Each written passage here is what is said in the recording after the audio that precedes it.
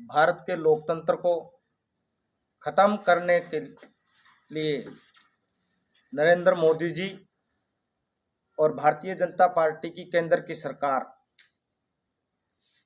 ने जिस प्रकार के कदम पिछले दिनों उठाए हैं, उससे जाहिर होता है कि जिस प्रकार से देश के जितने भी बुद्धिजीवी लोग हैं या उच्च कोटि के जो भी राजनीतिज्ञ हैं, वो कह रहे हैं कि ये तानाशाही की शुरुआत है। उसका उदाहरण अभी आपको देखने को मिला। जिस प्रकार से संसद के अंदर एक मांग बार बार उठाई जा रही थी कि जो हिडनबर्ग की रिपोर्ट के बाद अडानी जी ने जिस प्रकार से देश के लोगों के साथ विश्वासघात किया, देश की पूंजी को चोरी के रूप में उन्होंने अर्जित किया, जिस पर संसद में बार बार मांग हुई कि जेपीसी की कमेटी बिठाई जाए, उसमें जांच हो।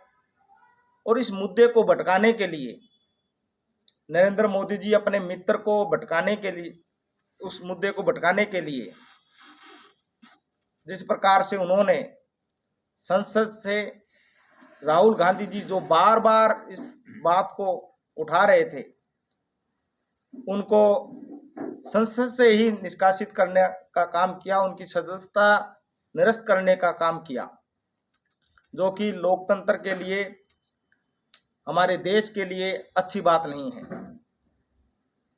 सबको जाहिर है कि राहुल जी ने जिस प्रकार से एक सवाल किया कि 20,000 करोड़ रुपया जो शेल कंपनी है वो अडानी जी के, वो उसमें पैसा कहां से आया, उनका सीधा सा सवाल था। उनका संसद में एक सवाल ये था कि अडानी जी और मोदी जी का आपस में संबंध क्या है, ये मोदी जी हमें बताए देश के लोगों को। मोदी जी सिर्फ ये बताएं कि जो अडानी जी हैं वो कितनी बार विदेशों में मोदी जी के साथ गए, परंतु इसके जवाब में कुछ आया नहीं। और आगे के जो सवाल थे उस पर राहुल जी से कहा कि आप जवाब दो। बहुत सी बातें ऐसी थी जो राहुल जी ने, जब लोकतांत्रिक व्यवस्था पर उन्होंने कहा, कुछ बातें कही, तो वो बीजेपी और मोदी जी का एक ही बात थी कि आप इस पर जवाब दो। राहुल जी ने कहा कि मैं जवाब संसद में दूंगा, परंतु भारतीय जनता पार्टी की छोटी सोच ने उनको संसद से बाहर का रास्ता दिखाया। और कैसे दिखाया? जिस प्रकार की जल्दबाजी हुई। अगर मामला देखोगे, 13 अप्रैल 2019 का कर्नाटका में एक उनकी जो पॉलिटिकल स्पीच थी, उसके कुछ अंशों पर उनके एक विधायक ने, जो कि गुजरात से विधायक थे, उन्होंने उस पर उनके खिलाफ मुकदमा दायर किया मानहानि का। और उसी मुकदमे को 16 फरवरी को उन्होंने किया, 16 अप्रैल 2019 को किया। और उसके बाद फिर 7 फरवरी 2022 को उन्होंने खुद ही रोक लिया, इस पे स्टे ले लिया हाई कोर्ट में। क्या जरूरत थी उनको? फैसला आने देते। परंतु वो उस वक्त का इंतजार कर रहे थे कि हमने कब इनको फंसाना है। और उसी कड़ी में उन्होंने इसको वापस लिया 7 फरवरी 2023 को। फिर वापस उस स्टे को खुद ने ही कहा कि अब मैं इस केस की सुनवाई चाहता हूं, और हाई कोर्ट इजाजत देता है। और तुरंत 23 मार्च को एक फैसला आता है, जिसके अंदर मानहानि के अंदर सबसे बड़ी सजा 2 साल की होती है, और वही सजा उनको सुनवाई सबसे ज्यादा सजा इतनी होती है। क्यों? क्योंकि 2 साल के बिना उनकी सदस्यता जा नहीं सकती थी। और 24 मार्च को कहा जाता है, सजा के एक दिन बाद ही, कि आपकी सदस्यता चली गई। और 3 दिन बाद में कहा जाता है कि आप अपना मकान है वो खाली कीजिए। इतनी क्या जल्दी है भैया? वो देश के शहीद जो हमारे देश के प्रधानमंत्री थे, उनके बेटे थे, 4 बार के सांसद थे, विपक्ष के सबसे प्रमुख नेता थे। इतनी जल्दबाजी क्यों, इतनी हड़बड़ी क्यों? इससे उनका जो डर है वह स्पष्ट दिखाई दे रहा है। और ये सारी जो कड़ी है, ये सभी जो बातें हो रही है, ये सिर्फ एक आदमी को बचाने के लिए, अडानी जी को बचाने के लिए। और उस अडानी जी को बचाने के लिए जिनकी वर्थ, जो अगर हम नेटवर्थ देखेंगे तो 2012 से 14 के बीच में अगर वो देखेंगे तो 50,000 करोड़ रुपया उनका नेटवर्थ था, जो कि अगले 8 से 9 साल के अंदर 20 लाख करोड़ रुपया हो चुका। यानी कि 37 से 42% तक बढ़ोतरी। जो 609वें नंबर पे था दुनिया के अमीर लोगों की सूची में, वो दुनिया के दूसरे नंबर का अमीर आदमी बना और भारत का पहला सबसे ज्यादा अमीर व्यक्ति बना, जो कि नरेंद्र मोदी जी के साथ प्लेन में जाता है, उनके साथ खाता है, उनके साथ तमाम उनके बिजनेस डील क्या है वो मोदी जी ही स्पष्ट कर सकते हैं। ये बढ़ोतरी हुई, उसके लिए क्या क्या दांव पे लगा। अगर आप देखोगे, जो जिस चीज की मार्केट वैल्यू, अगर मैं उदाहरण के तौर पे बताऊं कि 15 रुपए था और शेयर मार्केट में उसकी कीमत अडानी जी ने 100 रुपया दिखाकर उसको भारत के लोगों को बेचा, जिससे भारत के लोगों ने जब खरीदा 15 रुपए की चीज 100 रुपए में शेयर उन्होंने करके, जो कि हजारों रुपयों में बिके, और इस प्रकार से उनकी इनकम बढ़ी। और इसी प्रकार से आप देखोगे कि एसबीआई ने 27,000 करोड़ रुपए का लोन उन्होंने दिया। अगर 50,000 रुपए लोन देने से इसके हो, आप देते नहीं हो। आप छोटा बिजनेस करना चाहता है, 2 लाख की जो कहता है कि मुझे लोन चाहिए, उसको 2 लाख रुपए का लोन नहीं मिलता। इनको लाखों लाखों हजारों हजारों करोड़ रुपए का लोन आप दे रहे हैं। क्यों? क्या है एक ही व्यक्ति को आप इतना बड़ा बना रहे हो? और जो राहुल जी की चिंता है, जो संसद की चिंता है, जो कांग्रेस पार्टी की चिंता है, वो इस बात की है कि अगर अडानी जी डूबते हैं, जिस प्रकार से उनको पूरा देश का धन दे दिया गया, अगर अडानी जी डूबते हैं तो भारत की अर्थव्यवस्था डूब जाएगी। जिस प्रकार से श्रीलंका का हाल हुआ, वही हाल हमारे देश का हो जाएगा। जिस प्रकार से अन्य देशों के हालात हैं बुरे, वही हमारे देश के हो जाएंगे। और पीछे हिडनबर्ग की रिपोर्ट के बाद जिस प्रकार से उनका नेटवर्थ है, जो उनकी इनकम नीचे आई है, उससे पता चलता है कि किस प्रकार से एक व्यक्ति की जो है, एक व्यक्ति की आय को बढ़ाने के लिए नरेंद्र मोदी जी ने किस प्रकार से काम किया। और इस हम सब जो कांग्रेस जन हैं, हमारे कुरुक्षेत्र के यहाँ हम जब बैठे हैं तो हमने यही हमारी चिंता है सबकी। आपके माध्यम से हम आम जनता तक यही आवाज पहुंचाना चाहते हैं कि नरेंद्र मोदी जी इन मुद्दों पे बात करें।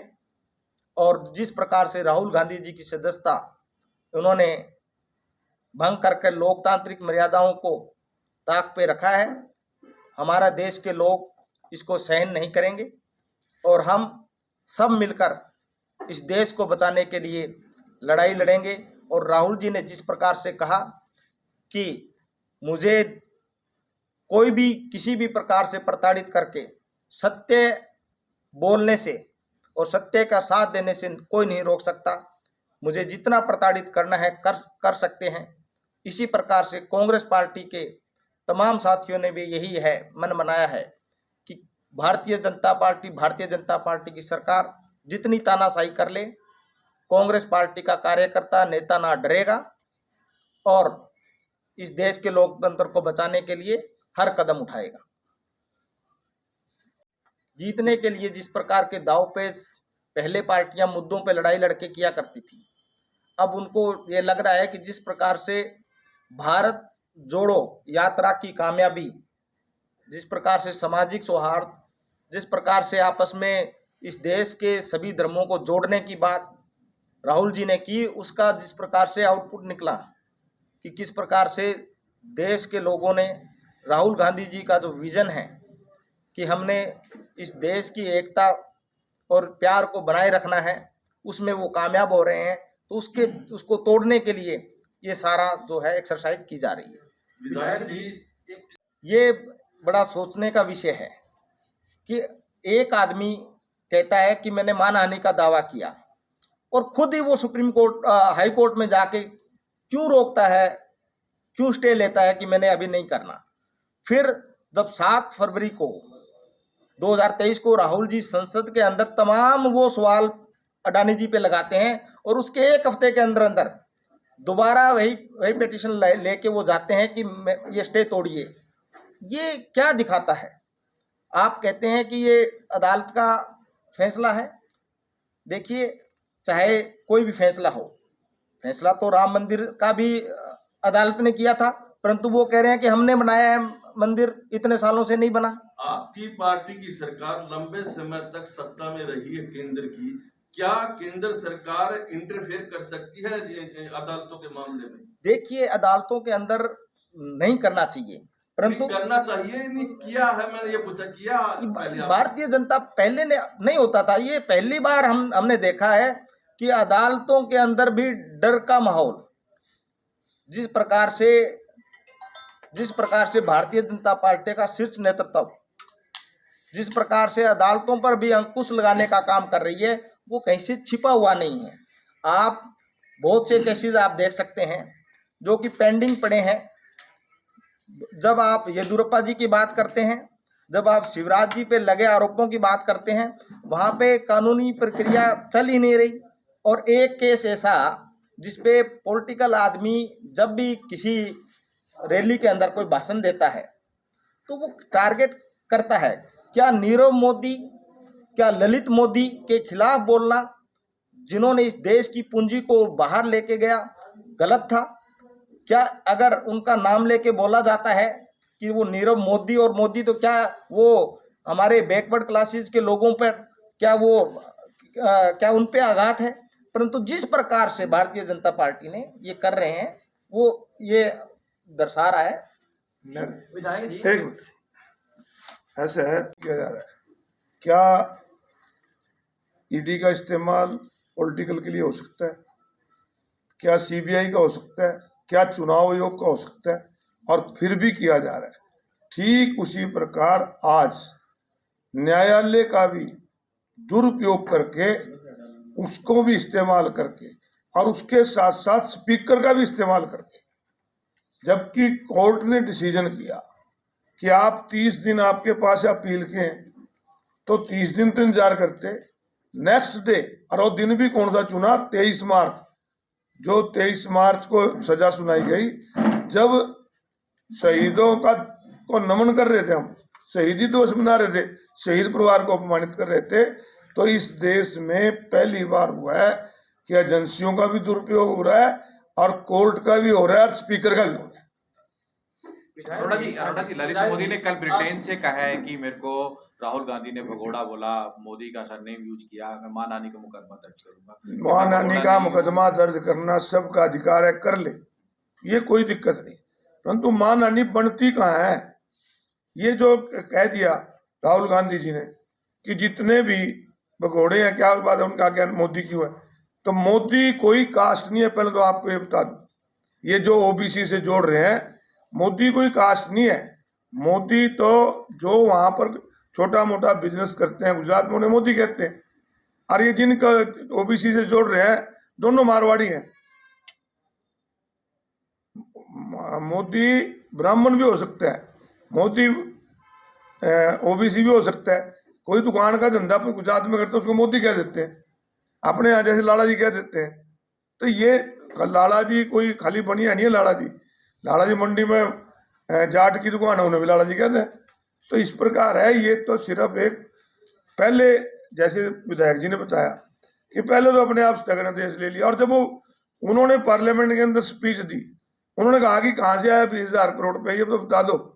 और जब उनका जवाब नहीं दिया, ज्वाइंट पार्लियामेंट कमेटी नहीं बनाई, और फिर उस स्थगन आदेश भी वापस हो गया, कोर्ट का फैसला आ गया, स्पीकर का भी आ गया। मगर बीजेपी कह रही है आप लोगों को कि आप धर्म की राजनीति करते हैं, धर्म के, क्योंकि राहुल गांधी जी या कांग्रेस के लोग कह रहे हैं उनकी बंगले से यादें जुड़ी हुई हैं, वो खाली कर रहे हैं, वनवास किया जिस तरह श्री रामचंद्र जी, इस तरह वनवास राहुल गांधी करते हैं। बीजेपी ने सीधा आरोप आप लोगों पर लगाया कि आप लोग धर्म की राजनीति। ये तो सारा देश भी जानता है, और आप स्वयं जानते हैं कि धर्म की राजनीति कौन कर रहा है। ये पूरा देश जानता है, और इस देश के अंदर क्या हो रहा है इसके धर्म पे ज्यादा चर्चा करना ठीक नहीं। आज तो राहुल गांधी जी वाली बात पे चर्चा है। अमित धनखड़ का मैंने एक बयान पढ़ा था, उन्होंने कहा कि एक सामान्य प्रक्रिया है, इससे पहले भी वल्लभ भाई पटेल की लड़की चुनाव हार गई थी और उसे भी बंगला कांग्रेस ने खाली करवा दिया, और उनको राज्यसभा से उनका काफी वक्त हो गया, कार्यकाल समाप्त हो गया, और वो आज मेंबर्स नहीं है। परंतु उनकी सुरक्षा को देखते हुए आज भी उनके पास बंगला है।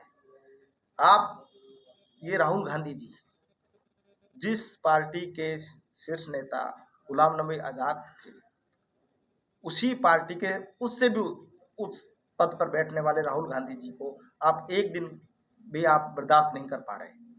दूसरा, अभी एक सवाल हो रहा है कि वहाँ से ललित मोदी, नीरव मोदी जी कहते हैं कि हम भी माना निकाह करेंगे। बहुत लेट हो गए वो। ये मामला 13 अप्रैल 2019 का है, और अब जब उनको ये बात की प्रमाणिकता हो गई कि नरेंद्र मोदी जी हमारे साथ है, वो ना नीरव मोदी पे बोलेंगे, ना ललित मोदी पे बोलेंगे, वो ना अडानी जी पे बोलेंगे। अब हम कांग्रेस को अगर टारगेट करना चाहें तो कर सकते हैं खुले मन से, नहीं तो वो वहाँ क्यों बैठे हैं इंग्लैंड? वो भगोड़े नहीं है तो क्या है? उन्होंने कौन सा देश के लिए अच्छा काम किया है? शिषपाल जी, जेजेपी का आरोप है कि कांग्रेस ने उनके खिलाफ भी कार्रवाई की थी, एजेंसी का दुरुपयोग किया। देखिए, लालू प्रसाद यादव जी या ओम प्रकाश चौटाला जी के खिलाफ किसी प्रकार की कांग्रेस पार्टी ने किसी प्रकार की दुर्भावना नहीं की। आप पूरी प्रक्रिया, कानूनी प्रक्रिया देखोगे तो चौटाला साहब को जिस प्रकार से सजा हुई, वो एक पूरा प्रोसेस से निकल के गया था। ये जो मामला राहुल जी वाला है, ये पूरे प्रोसेस से नहीं निकला। ये हम कह रहे हैं कि अगर आप उसको पूरे तरीके से देखोगे, एक आदमी मान आने का दावा करता है, फिर वापस वो क्यों स्टे लेता है कि मैंने अभी इस पे नहीं करना? उसकी क्या चॉइस है कि जज कौन बैठना चाहिए? उसकी इंटेंशन क्या थी? आप समझिए, जब फैसला हो रहा है, क्या आज तक किसी आम आदमी पे ऐसा हुआ है कि वो अपनी चॉइस से जज को देखे कि मेरा ये जज होगा तो मैं सुनवाई करूंगा? तो यहाँ पे आप अगर देखोगे तो इस प्रकार की प्रक्रिया है। और नंबर 2, पहले मैंने कहा कभी ऐसा नहीं होता था। कई बार देखो, कांग्रेस के भी बहुत से नेता थे उस वक्त। मैं आपको जब शिवराज पाटिल जी पे आरोप लगा या बंसल जी पे आरोप लगा, तो जब भी कोई आरोप लगे तो उन्होंने अपने इस्तीफे दिए और हमेशा उसका कानून की व्यवस्था का पालन किया। कांग्रेस के शासन में कांग्रेस के किसी साथी से अगर गलती हुई तो उसको भी सजा का उन्होंने रखा। परंतु अब आप देखोगे पिक एंड चूज वाला मामला है कि आप अगर बीजेपी के साथ जाते हो तो सब कुछ ठीक है, और अगर बीजेपी के खिलाफ हो तो कुछ भी ठीक नहीं है। ये सीधी सीधी राजनीति है, इसको हम सहन नहीं करेंगे। आपने भी अडानी जी को विषय को हम अगर उस विषय को उलझाना चाहें तो बहुत अच्छे तरीके से इस प्रकार से उलझा सकते हैं। हमने ये नहीं कहा कि अडानी जी हर मामले में उनका मामला गलत है। आप कोई भी बिजनेसमैन आदमी, 2000 मैंने कहा कि 2012 से 14 तक भी उनकी नेटवर्थ 50,000 करोड़ रुपया था, पर 50,000 करोड़ से 20 लाख करोड़ तक का पहुंचना, ये जो 8 साल का पीरियड था, ये वाला मामला है। इसमें गड़बड़ है। आप कानूनी रूप से टेंडर ले सकते हो, लीजिए। हम ये पूछ रहे हैं कि 20,000 करोड़ रुपया आपके से भी उसमें लगा है, शेल में लगा है, आप बताइए वो कहाँ से है? वो उनको बता देना चाहिए, उसमें दिक्कत क्या है? हम कब कि आप जेपीसी की जांच कराओ, जांच से कोई नहीं। जांच पहली बार है पार्लियामेंट सिस्टम में कि सत्ताधारियों ने पार्लियामेंट नहीं चलने दी। सिर्फ इसलिए कि ज्वाइंट पार्लियामेंट कमेटी की मांग उठ रही थी। हम राहुल ने यही तो कहा है, राहुल गांधी जी यही तो कह रहे हैं ज्वाइंट पार्लियामेंट कमेटी बना दो। जहाँ चौधरी राजस्थान में भी हुआ तो वो भी आ जाएंगे, यहाँ ये भी आ जाएंगे, पर जहाँ चीज नहीं होगी तो पता किस तरह लगेगा। कल अरोड़ा जी, कल विपक्ष आपके समक्ष में मुद्दा रह सकता है कल, खासतौर पर अरोड़ा जी, तमाम कांग्रेस के संगठन कार्यकर्ता वरिष्ठ सभी। देखिए, विपक्ष आपके समक्ष कार्यक्रम हरियाणा प्रदेश में पहली बार चौधरी भूपिंदर सिंह हुड्डा ने शुरू किया हुआ है और ये 7वां प्रोग्राम है, कोई पहला नहीं है। इस प्रोग्राम के अंदर हुड्डा साहब हर वर्ग की दिक्कत सुनते हैं, सारा विधायक दल वहां होता है, सबकी दिक्कत सुनते हैं, चाहे वो किसान यूनियन से जुड़े लोग हैं, ट्रेड यूनियन से जुड़े लोग हैं, कोई मजदूर संगठन है, कोई कर्मचारी संगठन है, उनसे बात करके उनकी समस्या सुनते हैं और विधानसभा से लेके सड़क और पार्लियामेंट तक उनकी आवाज उठाते हैं। कल इस मुद्दे पर वहां कोई चर्चा होगी कि पूरा कांग्रेस संगठन इकट्ठा होगा आपका? कांग्रेस पार्टी पूरी इकट्ठी है, विपक्ष आपके समक्ष में सबको न्योता दिया गया और सारे के सारे वहां पर आएंगे। शिवपाल जी, एक सवाल हो रहा है। पहली बात, आज का मैटर ही नहीं है। और राहुल गांधी जी पे ये जो आपस में मिले हुए लोग हैं, काफी नेता हैं, वो इस प्रकार की चुटकियां लेते रहते हैं, वो अपना वजूद बचाने के चक्करों में है। सबको पता है कि देश के अंदर अगर भारतीय जनता पार्टी से लड़ सकती है तो कांग्रेस पार्टी ही लड़ सकती है। विपक्ष को एकजुट होने की जरूरत है इस मुद्दे पर? नहीं, एकजुट होना चाहिए।